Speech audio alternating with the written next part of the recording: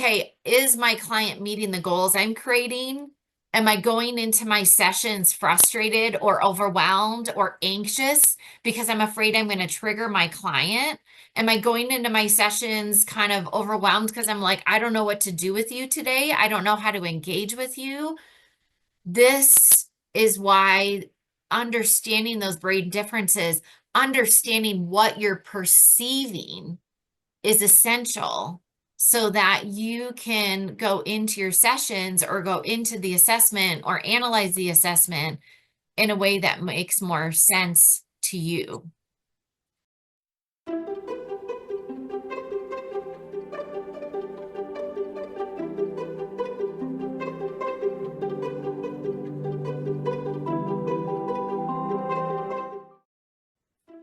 Hi, I'm Staci Neustadt. I am a speech language pathologist and the CEO at Making Sense of Autism, and I'm a student of Susan.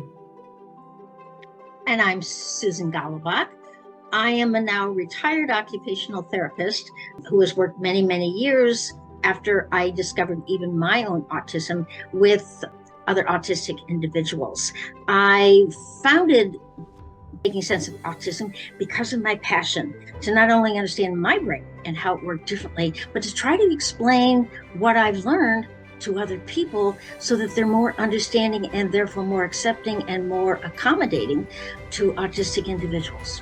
So, our goal is to help you provide the right support without trying to fix autism, but by understanding it. So, whether you're a parent, teacher, therapist, or just someone who wants to learn, you're in the right place. Be sure to subscribe and join us every week. We talk about a new topic. If you've ever downloaded any of our free tools, you might not have realized that those are the support tools to help with soft skills that might be missing. So, we've been talking a lot about our assessments that you might have gotten a free look at our two tools, strengths, stressors, and supports profile, and our soft skills assessment. Today, we want to kind of show you the big picture. How do all these pieces go together, which might not have been completely clear? So we're going to reference our framework. As you can see, at the foundation of our framework is understanding brain differences. Well, with these assessments, it's not blatantly obvious the brain differences, but we want to talk about how what you find in these assessments will spark more curiosity of figuring out more about how that individual brain works. So, Sue, kind of explain to us when we do these assessments and we discover the strengths and the triggers and the barriers and the potential strengths of our clients, what else is it important for professionals to understand in order to interpret these assessments in a way that's helpful so they can implement the right supports? Well, basically, what we're doing is we're helping you to label what you see instead of behaviors and how do I deal with or change behaviors, looking at what they're communicating about themselves. They're either communicating, this is a strength, I'm really totally motivated, this is wonderful, a potential strength, I am trying, this is something I want to learn, but I'm struggling with it, it's not coming together the way I hoped it would. Barriers, I try and it just isn't working for me, I don't know what to do. And triggers, don't even approach me, this totally upsets, I cannot do it the way you're giving it to me.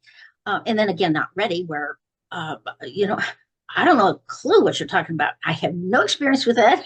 I don't even want to know about it. Okay, now we've helped you give those labels to those responses that you see and help you to interpret what they're communicating.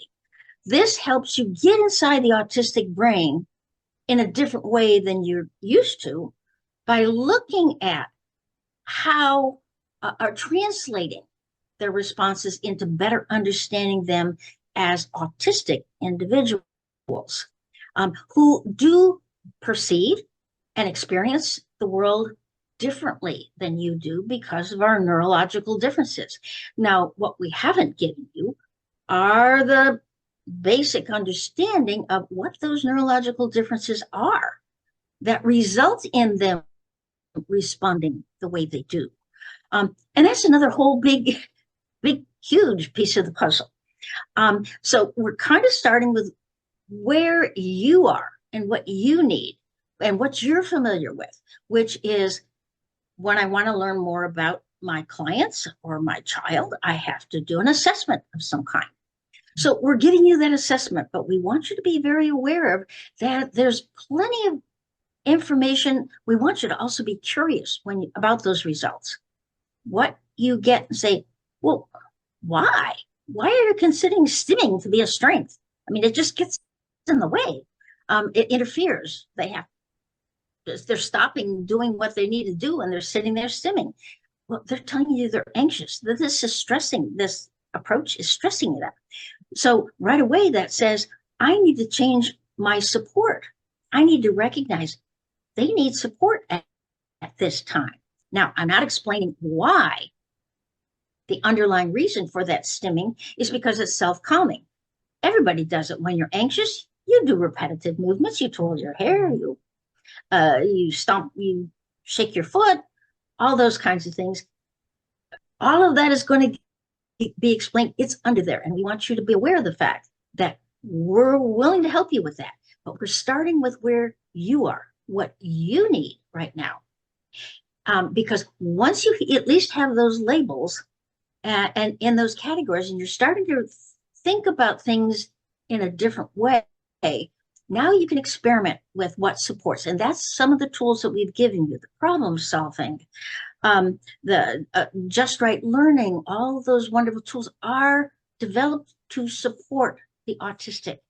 And you can go ahead and do them and you'll discover you get instant results. It works, but you still don't understand why it works. Yeah. You've never gotten down to that bottom part. So we're starting where you are and what you need to provide the support so that you can see that instant change that every person that has changed their perspective has experienced. That when providing the right supports, you get instant social connectedness and a desire to learn from you. I often describe that different perception, like how we perceive what we're observing as non-autistics, and we think we know what we're perceiving is correct. I'd actually describe that as a barrier because it isn't always perceived correctly because we're viewing it through the non-autistic lens. And I feel like this is why it's so important to understand how autistic individuals perceive the world. And like you talked about with stimming, I have, a client right now where my job as a speech therapist is to build language, whether it's social language or even just getting his wants and needs met. But his desire right now, what he is seeking is understanding how his body works. And so he might not be interested in how I'm perceiving to teach him communication. And so I might come in with, an activity or whatever, but because his brain, which I did not realize that's what he was seeking until Sue and I talked about it. Now I know I need to tap into that desire to understand his body, and I can use language that way. So I can build on that strength and teach him to say, slow down, show me, do it this way, all kinds of language that has to do with body movements so he can advocate for what he's trying to learn right now. But that barrier for me was I was perceiving it through what was happening through my non-autistic lens, and I was completely wrong. And so I was going at the situation in the wrong way. And if I would have kept going down that road, I would have frustrated him even more. And so, as a therapist, this is why, even if it's not motivating to you to understand how the brain works, like I love it. And I know, Sue, that's your special interest is the brain. But as a therapist, if it's not motivating to you, look at, okay, is my client meeting the goals I'm creating? Am I going into my sessions frustrated or overwhelmed or anxious because I'm afraid I'm going to trigger my client? Am I going into my sessions kind of overwhelmed because I'm like, I don't know what to do with you today. I don't know how to engage with you. This is why understanding those brain differences, understanding what you're perceiving is essential so that you can go into your sessions or go into the assessment or analyze the assessment in a way that makes more sense to you. It's a lot of information, but I have to say, as a student of Sue, it has completely shifted my point of view with assessments. So, takeaway today, Sue, what would you say as an autistic individual? Why do you want therapists to embrace this new assessment, embrace changing how they perceive autistic individuals? Every individual wants to feel heard and understood. Autistics are disproportionately not heard because of our communication challenges and misunderstood because no one understands how our brain works differently and is willing to accept it. The whole goal and emphasis has been on trying to change, to fix the autistic brain so that it functions and works like everybody else, so that we can fit in. That's been the whole direction. We're saying, from an autistic perspective, you know what? You're going to get faster and far better results if you would just take the time to listen to us, i.e., through our behavior, because we can't always express it in words, and be curious about how we perceive things. I mean, like any other relationship, if you're not curious about how the other person thinks and feels about things, and then you're not going to respect that. And you're not going to have a very close relationship if you're not willing to look at each other's perspective. And I once had a professor say, well, I didn't think autistics had a perspective. It's like, excuse me, that is revealing what perspective you've got, is that you didn't even think we had one. Well, we're human beings, and of course we do. Yeah. So, yeah, the whole point I'm making is that you are going to see, and this is what we see every time, an instant change in autistic and how they respond to you. When you reveal that you are at least trying to listen to them and be curious about, well, now I can't quite understand why you did that, but I am curious. Was it possibly this or that? You're taking an interest in me. And when you get the fact that we have these challenges, that you're not going to fix them, but you're going to help us get around. You're going to help us learn how to be the very best autistic we can be. Man, that is going to be so motivating. We are so want to learn from you. And you're going to see progress on your goals faster than you've ever even imagined. Absolutely. So if you're interested in getting on our wait list, there is a link below.